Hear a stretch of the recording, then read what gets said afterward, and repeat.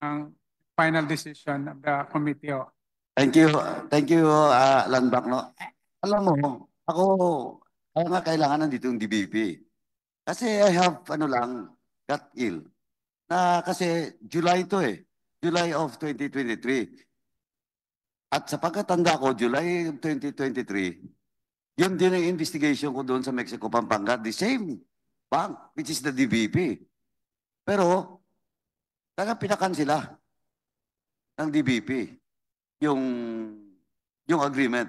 Ang kagandahan lang doon, wala pang certification from the provincial government during that time. Kaya, hindi na consummate yung process. Kaya I think Land Bank should do diligence with regards to this after this hearing. Kasi magtuloy-tuloy pa tayo dito eh. Unless next hearing,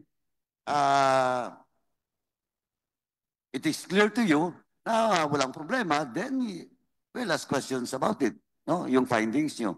But as of now, I think it is incumbent upon the Land Bank to have due diligence with regards to the implementation of this loan agreement. We will do that. Yeah, I'm not saying that you will cancel or what. You should review lang po, no? Para matingnan nyo. Diba? Now, let me proceed with the question of yung question ng market. Kasi the temporary market was transferred to a place. Tama, ma'am? Tama, Mayor? Yung temporary market, linipat, sinaylo, ginsaylo sa isa ka lugar. Continue lang ang selling and buying of or activity in that market. Hindi pa tapos, Your Honor. Hindi, Mayor. Pakinggan mo muna yung tanong ko ha.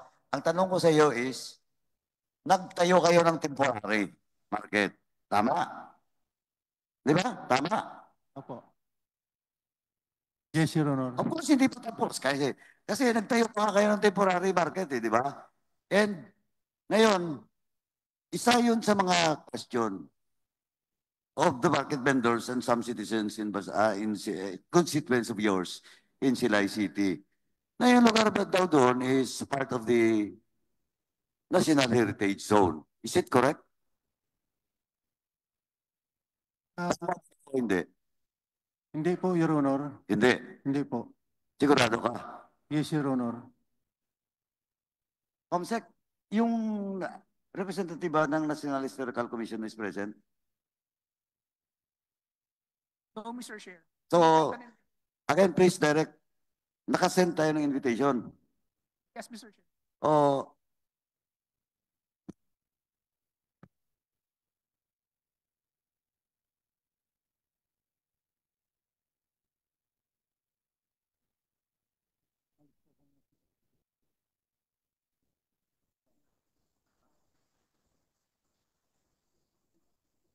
Mr. Chairman.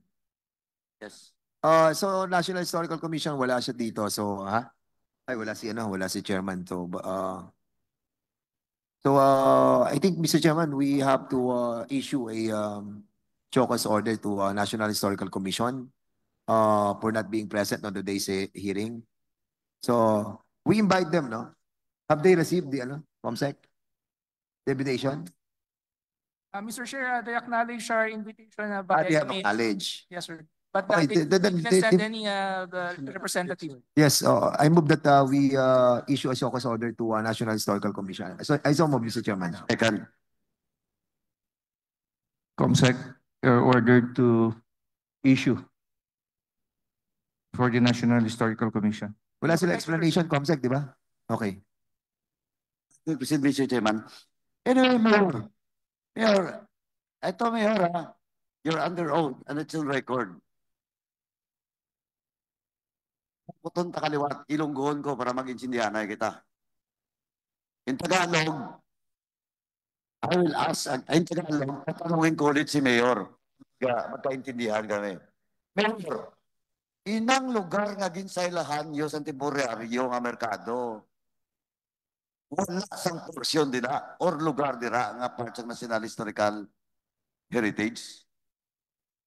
Wala, Your Honor. Wala. Wala. Sigurado ka. Yes, Your Honor. Have you consulted the agency with regards to that? Na-consultan mo ba? Consultan mo wala? Wala. Yes, sir, Mayor. Tindugan mo nga wala sang parte dira nga national heritage zone. Kag ang pamangkot ka subong, nakonsulta mo sila wala. Wala. Yes, sir, Mayor. Nakonsulta mo ang National Heritage Commission o wala? Hindi naman yun, Your Honor, kasama sa lista ng mga nabilong sa heritage, Your Honor. Hindi, ang pamangkot ko, nakonsulta mo sila o wala. Or sa implementation na. Wala, Your Honor, puro nagpadala kami ng ano nito, letter sa National Heritage Commission, Your Honor. And what was the reply? No, ang sabat. Sa ngayon, Your Honor, hindi pa nakakban, hindi pa. So, no reply yet. The National Historical Commission. Yes, Your Honor. So in short, there is no such conclusion. That's not conclusive that some part of that area is part of the National Historical Zone or not being part of that National Historical Zone. Tama? Your Honor, kasi may kuhan kami dito sa may ordinance na hindi yun kasali sa National Heritage, Your Honor. That's your ordinance. But what I'm saying is, maybe that ordinance will be wrong. Di ba? Ang ginambal ko lang, Mayor, para magsindihan na kita, wala kabalos ang National Historical Commission, siling mo, di ba? Tama? Sa inyong query? Sa inyong pamangkot, tama? Tama, Your Honor. Ang tanong ko sa kanya, hindi pa nakasagot ang National Historical Commission with regards to the query of the City of Silay in relation to that place wherein a temporary market was installed. Tama? Okay, now wala. So siling ko kay na Mayor, hindi siya conclusive. Hindi mo mangguro kung anong conclusive. Hindi siya conclusive nga parte o kung hindi, inang lugar na aging patitugan yung nagligad. Tama? Yes, Your Honor. Okay, yes. Now, in short, you cannot conclude yet that indeed that area is not part of the National Historical Commission unless until you receive an official letter coming from the National Historical Commission. Tama? Tama? Yes, Your Honor. Okay, so we will wait. Now, ang tanong, I hope you understand naman, Mr. Mayor. Ang tanong, is it true? From the first area where you place some structures, you transfer it? Nilipat nyo? Yes, Your Honor. Why? Kasi po, Your Honor, maraming mga reklamo na ang mga vendors na sadong maliit ang ang cages or stall, Your Honor. So, you transfer it because of the complaints of the vendors. Tama po ba, ma'am? Kayo nag-complain nun?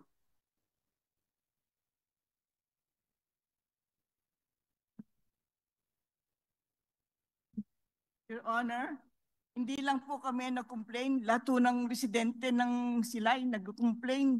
Naawa po sila sa amin. Masyadong maliit yung binibigay ng stall sa amin. So, when that first site, when the construction was made, hindi kayo lumipat? Hindi kayo nag-transfer doon? Wala akong lumilipat pa ngayon. Walang transfer na nangyari. Pero yun nung una nilang pinaglagyan, yun ay violation. May violation po yun ng road ordinance. Hindi po dapat gamitin ang public road sa iba pang purpose. At kasi po, di ba public act yun? It is a violation. That's a road public Road Ordinance Act ng syudad. So, Mayor, totoo ba yung Violation. portion of that, hindi ako nakapunta doon, ba't ba, totoo ba yun na portion of those na-install nyo na temporary market? Some of the portion of those are roads? Public roads? Sa ngayon, Your Honor, ang sa Imanji, The previous one. The previous one. Yung una. Your Honor, hindi yun natuloy. Kasi yun ang reklamo ng mga vendors at tenants na napakaliit, Your Honor. Ang space ng ng So, kitchen. ang tinatanong ko, Mayor, yung lugar. Ang lugar. Ang parte digto bala mga dalan na siya? Parte sila mga dalan? Ang una ha, not this the present, atong nagligad. Ang parte sila ng ibang dalan? Yes, Your Honor. Oo. O di tama si ma'am. Attorney, ikaw, tanongin kita, tama ba yun? Nagtayo ka ng merkado sa public roads? Previously po, yung Hindi, yes or no lang. Yan na naman, nag-abogado ka. Before you explain, yes or no, tama o mali? ayun po, pakiulit po. Pakiulit po. Hindi ko po na Explain ka, then you don't get my answer. kasi You don't get my question. My question is it correct? Lawyer as a lawyer, is it correct na magtatayo ka ng merkado sa isang privado, isang publikong daan? yung daan po depende po eh. Yes or no? Hindi po kasi depende yun eh. Anong depende? Depende. According to the law, the city has the authority to regulate the use of roads. Kung It's the use of city roads. Kung city roads. Pero kung temporary lang po pwede. Pero kung permanent, hindi po pwede. Yung temporary nyo is 1 year. Di ba 1 year? Is it temporary for 1 year? As determined ng Hindi. Ako, attorney, magkalinawan tayo dito. Abogado ka, alam mo yun. You're doing wrong. Nilulubog mo nga yung mayor mo eh. Ngayon ang revision nyo ay silipat doon in the guise, on the basis daw, na nagreklamo yung mga vendors dahil maliit. Mayor, mali yun. Nagpatayo kayo ng temporary market doon sa mga daan. Your Honor, Walang festa, wala lahat. Your Diba? Honor, may authority may sanggunian resolution na Your Honor na napasa for road closure, Your Honor. Road closure for 1 year? Mayor? Pero hindi man natuloy, Your Honor, kasi Yun na nga eh. Ito, Mayor, diretsuhan tayo. It started the construction or not? You're under oath. Nag-construct ba kayo? Kahit isang poste doon o wala? naka-construct, Your Honor. Yun na nga eh. Yun ang sinasabi ko. Mayor, diretsuhan ha. Ako, ayaw kong magano dito.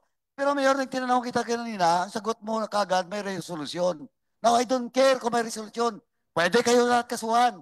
And that includes your Vice Mayor and the whole council. Pero ang sinasabi mo ngayon is nilipat. Di ba? Opo, Your Honor. Pero nakatayo. Di ba? May tumayong poste doon. Kahit poste man lang. Di ba? Yes, Your Tama? Honor. O Yes, yun Your yung Honor. sinabi ko. Hindi pwede yun, Mayor. Eto, nagre-reklamo. The residents daw ng Silay City, but of course, I don't believe on that. The whole Silay Nons, hindi na ako maniwala doon.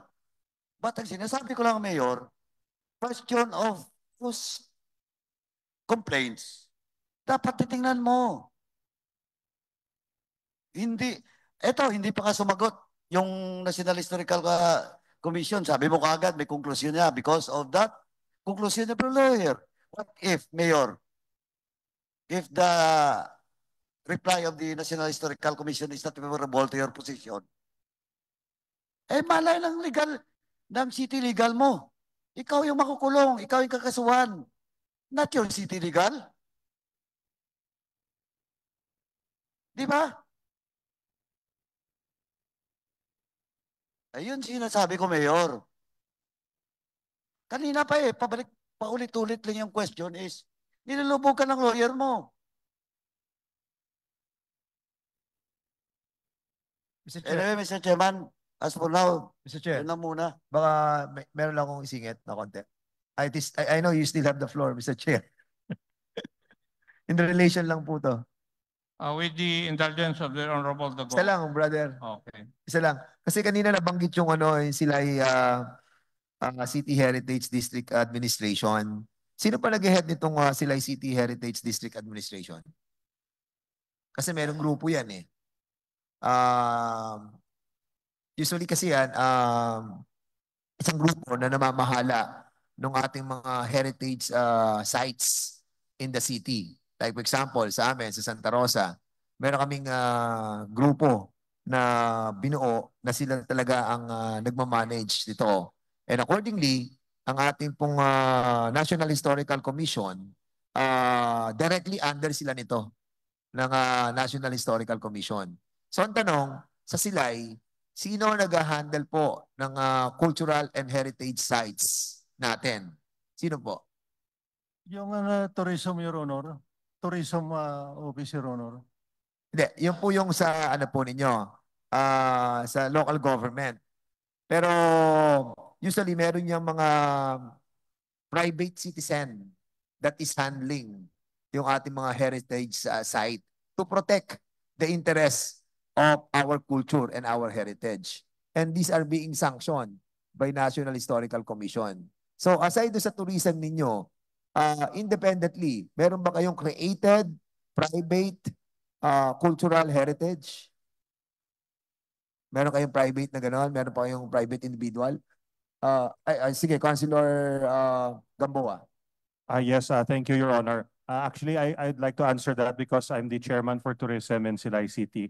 The Silay City Heritage District Administration is chaired by the mayor and I am the vice chairman for that.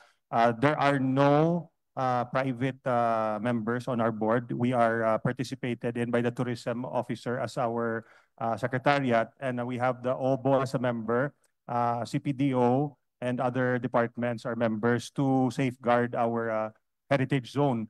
However, we do have several private foundations, but I think some of them are dissolved already. Like the Kabuhi Foundation is still functioning, but the Silay Heritage Foundation has already dissolved in terms of private, Your Honor. Thank you. Okay, so you are the vice chairman. And Mayor, you are the chairman of the Silay City Heritage District Administration. So, kung kayo po ang chairman nito, a while ago, sinabi nyo, nag-construct kayo ng temporary vendor shelter. Isn't it a violation of your Heritage District Administration na magtayo tayo ng vendor shelter doon sa mismong heritage site that are identified under this administration which you headed? So, ang sinasabi ko po, Mayor, kasi kung kanina sinabi nyo, nagtayo kayo, nagsimula kayo magtayo ng sa mga vendors, heritage site po yun. Bawal po yun. So, why did you allow the construction of that shelter for the vendors? Suportado man yun, Your Honor, ng resolusyon ng Sangguniang Pangungso. Hindi nyo pwedeng through a resolution, you will be supporting this mandate that was given to the Heritage District Administration. Kasi po, ano po yan not allowed by the National Historical Commission. That's the reason why iniimbitahan po namin dito yung National Historical Commission Kasi meron kaukulang penalty po yan. Kapag binayulate nyo po yung sariling rules po ninyo dito sa Heritage District Administration po. Hindi po pa pwede natin tayuan itong mga to dahil ito po'y bahagi ng ating kultura at kasaysayan. Your Honor, if you allow our CPDO officer, Your Honor, to answer. At any rate, we'll be inviting as well the National Historical Commission. I will deeper my questions pagdating po dito. Mr. Chairman, I'll be yielding back my time to Congressman Sergio Dagok. Maraming salamat, Chairman Akop.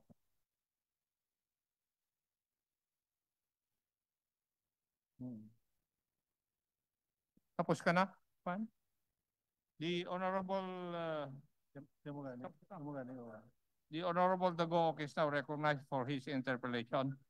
Thank you, Mr. Chair. Good afternoon, everyone. Unang-una, I would like to ask Mr. Chair kung nandito ba yung taga City Planning? This happens, Mr. Chair, sa taong ito, tama po ba? 2024? Itong project na to is 2024. Tama po ba ngayong taon na to? O noon pa? No, sa planning. Kailan po naisama sa plano ng city? Di ba, am I correct na taon-taon mayroon tayong ginagawang planning which includes yung mga infrastructure. Tama po ba, Mr. Chair? Yes, Your Honor. So, kasama po ba sa mga infrastructure projects na naaproba ng konseho sa 2024 itong mga projects na pinag-usapan natin ngayon which involves 1.4 billion? Kasama po ba? Your Honor, last 2022, the four projects were already included and taken up in the City Development Council and at the same time approved by the Sangguniang Paglungsod. So we automatically... Mr. Chair, ang sinasabi po pa ni Mr. Guson is 2022 pa po na-approve ng previous Sangguniang Panlungsod ang mga projects na ito na pinag-usapan natin which involves 1.4 billion. Tama po ba yon? Yes, sir. It was already included in the annual investment. 2022 nga. Yes. Lahat ng ito ay approved sa 2022. Yes, sir. Ano-ano po ba yung mga projects na pinag-usapan natin na approved sa 2022? The new governance center, the sports complex, the Silay City College, the Silay Public Market Buildings 1 and 2, sir. Your Honor. So, yung 1.4 billion ay dalawang project lang. Tama po ba? 4 projects, Your Honor. Bakit dalawa lang yung sinabi mo, Mr. Chair? Sabi mo, kasama siya na approve yung 1.4 billion. Ilan po bang project yung 1.4 billion? 4, Your Honor. 4. So, new government center, the sports complex, the Silay City College, and the Silay Public Market Buildings 1 and 2. Okay. So, ang tinanong ko, nasa annual planning ba ninyo? Ang sabi mo, nandoon naman kasi 2022 pa na-approve. Ngayon, ulitin ko yung tanong ko, Mr. Chair. Ang pinag-usapan dito ay 1.4 billion, which is, kung hindi ako nagkakamali, 4 na project. Tama po ba? So, ilang projects yung na-approve? Sasabi mo 2022 pa na infrastructure development plan ng City of Silay. Can you repeat the question, Your Honor? Ang sagot po kasi sa akin ay 2022 pa na-approve yung mga project na yan. Ang pangalawang katanungan, ilang project ba yung na-approve sa 2022? Ilan? Except for the sports complex, Your Honor. Wala tayong except. Kasi ang pinag-usapan dito, 4 na projects dahil ang amount na involved na pinag-usapan, wala akong pakialam doon sa iba. No? Ang pinag-usapan lang natin dito, which is the subject of this investigation, is the 1.4 billion, which is dito sa briefer, ay 4 na projects. Tama po ba 4 na projects yung 1.4? So, ilang projects yung sabi mo na-approve sa 2022, Mr. Chair? The 3 projects that were that the city availed of the loan Hindi, tinatanong ko. Ang pinag-usapan sa investigasyong ito ay 4 na project. Ang amount ay 1.4 billion. Tama po ba, Engineer? Yes, sir. Okay. Yes, So, Your Honor. nung tinanong ko kanina kung kasama ba sa planning, kasi ang projects para sa akin ay mag-umpisa po sa planning yon. Hindi po pa pwedeng diretso ka magpa-approve sa sangguniang panlungsod na walang kaakibat na project.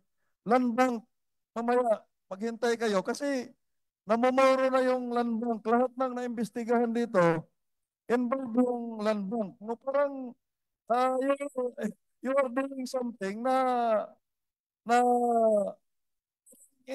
hinahikayat niya yung mga local government na makagawa ng mga bagay na shortcut na hindi dapat ninyo ginagawa yon. So, uulitin ko, Mr. Chair, doon sa 2022 na sinabi mo as the basis na hindi ka na nagpa-approve dahil approve na sa 2022, ilang project po yon? 4 o ilan ba? 3, Your Honor. 3.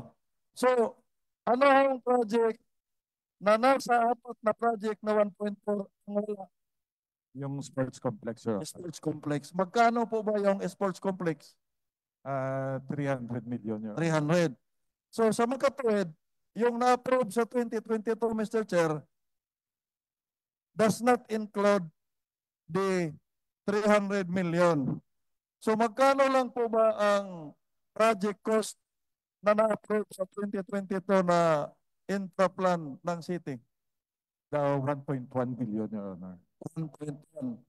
So, ngayon, doon sa 2024 ninyo na infrastructure development plan, kasama po ba na magkaroon ng revision o supplemental na nagiging 4 na?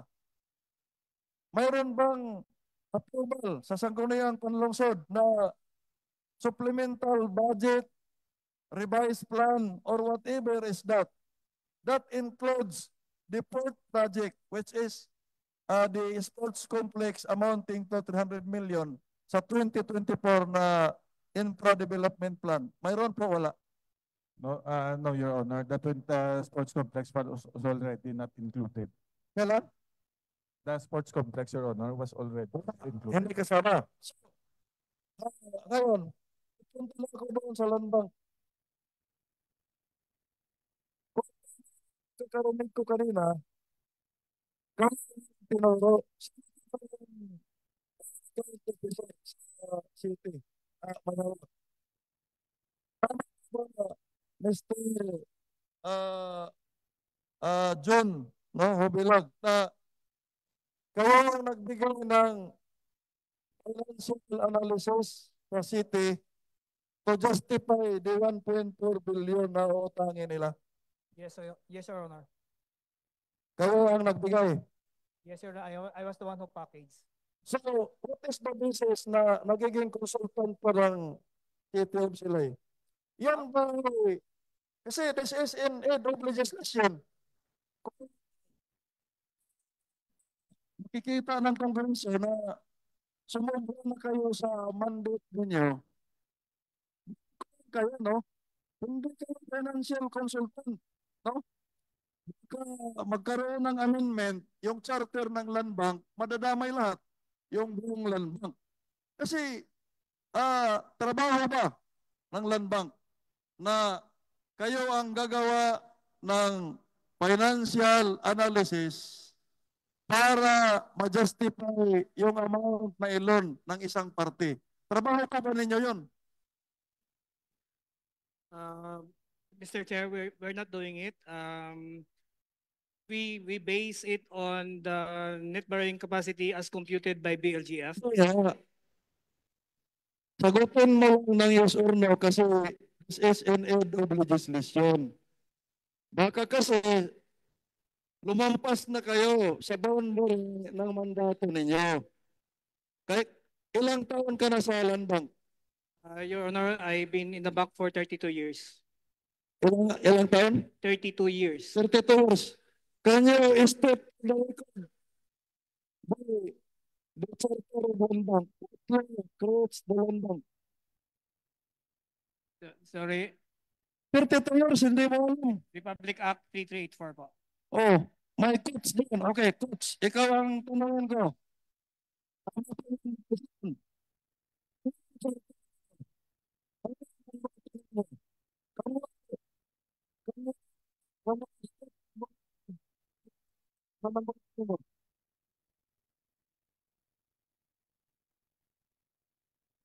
Oh, sige.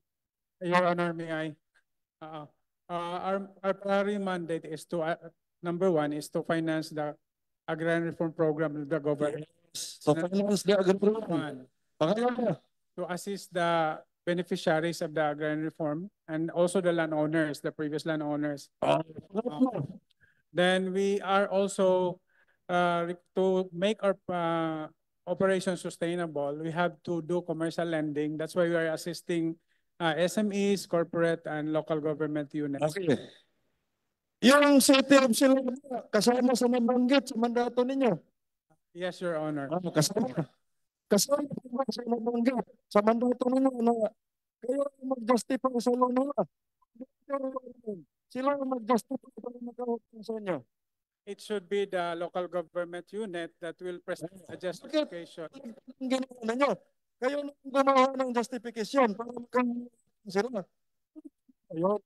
Ang landing institusyon ay mag-evaluate lang, mag-due diligence, kung yung nangutang ay magkakailang magbayad. Hindi po yung financial analysis para justify yung utang nila. So, doon po lang, ginawa, naman ang ginawa ninyo dito sa other subject matters na inimbestigahan sa committee ito. Your Honor, in the case of city government of Silaiho, yung justification, number one, is coming from them before Sino ang budget officer ng city? Sino po ang city budget officer? Mr. Chair, may I not the financial context analysis of this 1.2 projects.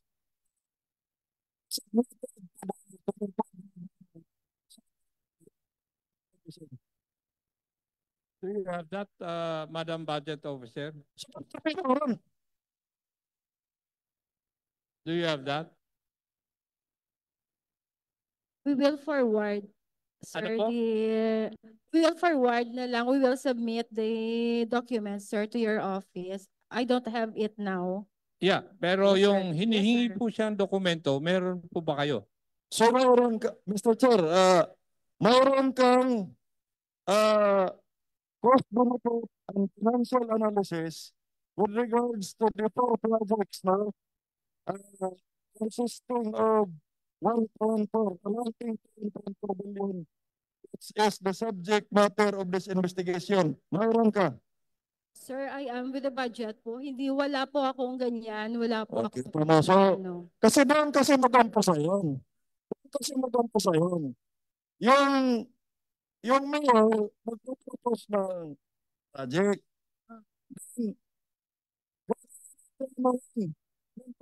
Officer, different contains the cost of the project.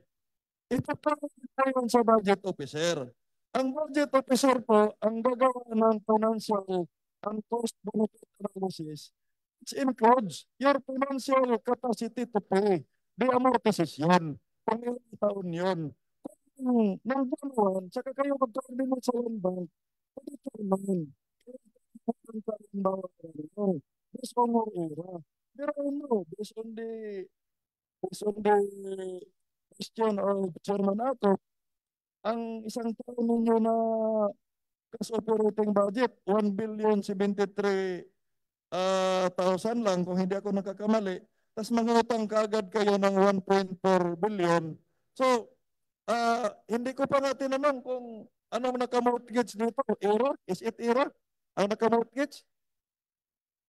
Yes. Sir, when we make our annual budget, we usually set aside 20% of the development fund Yun na for nga, all the projects, sir. internal revenue allotment nga.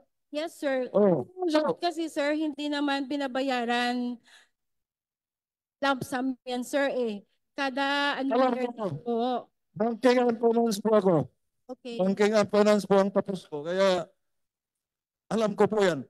So, in this case, halimbawa, ilang taon po yung na-agreehan na repayment period?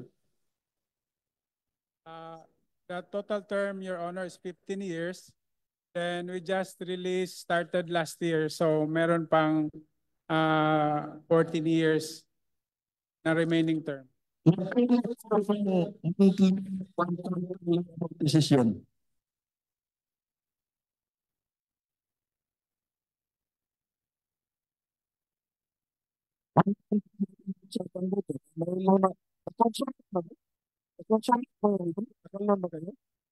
So, magkano ang amortization? Right now, Your Honor, is not yet amortizing because it's under grace period on principal. Okay. Yung regular na, regular payment, kasi pag 10 years ka na, 1 year grace period, 10 years to pay, 1 year grace period. Pag nagbabayad na sila, magkano ang quarterly? That includes, interest? That includes principal and interest, yung amortization? Yes, Your Honor. It's 31.5 million. If the total yung 1.1 billion lang po yung usapan, Your Honor, kasi yun lang naman talaga Okay, ang sige. land bank. That would be 31 million per quarter ho. 31 million per quarter. Yes, Your Honor. That's 120 million. Million. Yes, Your Next question, land bank. Kasi due diligence to. Wala na po bang ibang utang? Yung local government unit bang sila, kalaban dyan? Nakamortgage yung internal revenue. Sir, the 126 million is inclusive of all loans that they have. Bakit? Hindi yung sa inyo. Kasi this is part, supposed to be of your due diligence. Ano ko yung titingnan ninyo ang financial capacity nila.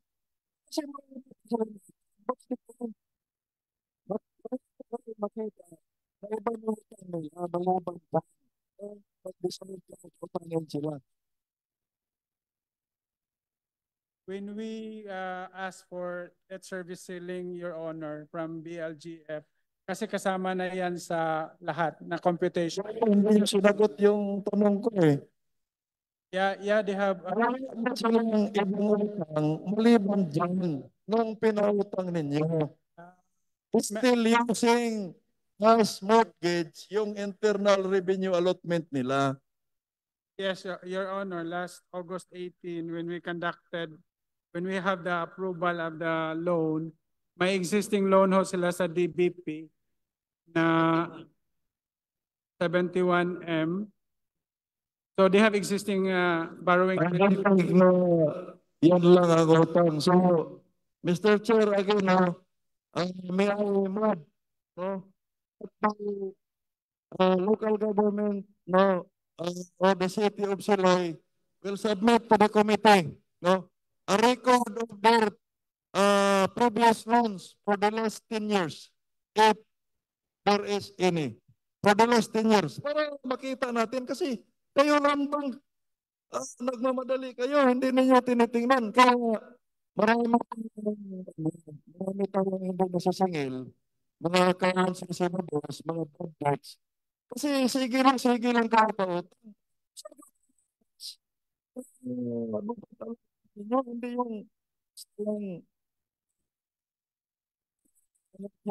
ninyo na marami kayong matulan. Kasi yun lang ang ninyo. Yung pagbalik ng pera na yun is very important sa amount na ilalabas ninyo. Dahil anong salbi kung may balan mo lahat yan? Hindi mo naman masingil. Dahil walang financial capacity yung ano. Tapos tinutulungan po ninyo pag-justify. So, Mr. Chair, may I ask for the submission natin kung itong land bank kasi ang pinupunta rin ako dito. Kasi this is in aid of legislation para madisiplina naman yung bangko na to kasi ang daming involvement sa mga local government unit. So, pangalawa, Mr. Chair, no? Sandali, Your Honor. Mayor, Budget Officer, meron po kayo nung hinihingi ni Juan, ni Honorable Dago, yung mga previous loans ninyo for the past 10 years. Kung meron kayong loan na kinuha.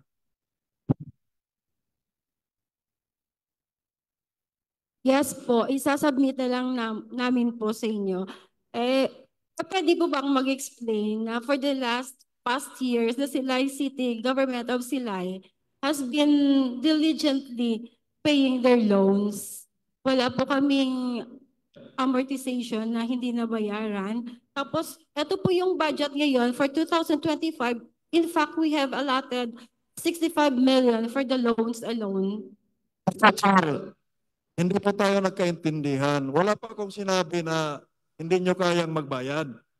Ang sinabi ko lang, isubmit nyo para makita namin yung lahat kung mayroon man. If ini nga, ang sabi ko, kung mayroon kayong utang, para ako mismo gagawa ng financial analysis with the previous loans plus this 1.4. Okay. First amortization is 31 million per month kung kaya nyo pang bayaran. Para ipamukha ko sa Tagalandang, kung hindi na ninyo kayang bayaran, nyo tinulungan to justify. What's the point? Hindi ko po sinabi na isubmit nyo para patunayan ko na hindi nyo kayang magbayad. Hindi ko po sinabi yan. Just submit the documents na hinihingi namin kasi I am asking that gagamitin ko po. Gagamitin ko po. Opo, Mr. Chair. Meron po kayo nun? Meron po. Meron po. Ang wala po kayo, yung financial and cost, analysis. Yun po ang wala kayo. Yes po, wala. So, pakisubmit lang po yung mga dokumentong hinihiling ni Honorable Dago. Opo. Ano po? Opo. Thank you. Mr. Chair, what is the amount, no, sa cash operating budget sa city sa 2024? Magkano po yung approved na cash operating budget sa City of Silay for the year 2024?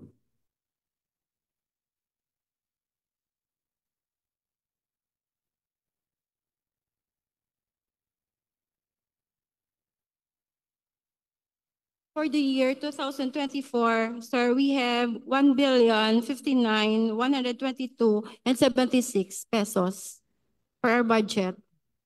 Part of that amount, Mr. Chair, how much is intended for servicing? Yung sa utang, yung nakalapit sa previous na utang ninyo. Wala pa kayo this one thing. Kasi may grace pa kayo. Yung previous loans ninyo, magkano? Previous years po, nag-allot kami ng 55 million for the loans. Sabi mo kanina, Mr. Chair, doon po sa isang loan, nagbabayad ka ng 65 million. 65 million lang yung naka-allocate. Medyo mamaya yata doon. So, again, Mr. Chair, may I again move that the submission of the 2024 cash operating budget of the city of Silay. Okay po. So, tingnan natin yan. Kasi may compare natin yung previous loans ninyo, magkano yung amortisasyon doon, as against yung for the year sa amortisasyon. And Mr. Chair, may I ask, no, doon ba sa 2024 na budget ninyo, kasama po ba nakaakibat yung implementation ng mga project na pinag-usapan na 1.4? Kasama po ba yun sa inyong, alam ko ang isagot ninyo, loan naman ninyo kukunin. Yan ba yung sagot ninyo? Sir, yung loan kasi sir, hindi yan nakasama sa budget. Naglo-loan kami, tapos yung binabudgetan lang namin, yung loan amortization lang, sir.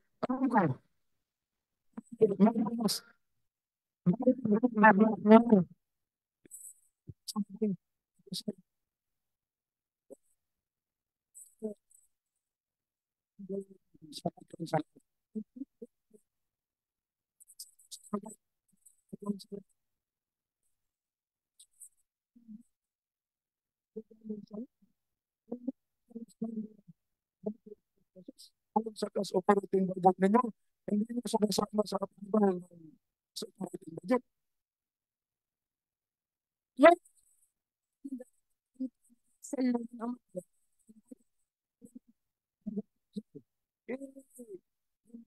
Basta po-cancel ang tinanong ko. Kasi dapat po ninyo, yan, ano bakit yung takbo nyo? Cash operating budget sa City Council.